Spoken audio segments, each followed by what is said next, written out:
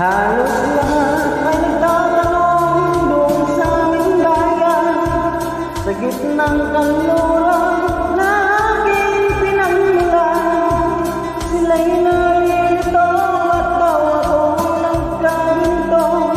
Kung ano ang dahilan, ako lang ang nakakaalam.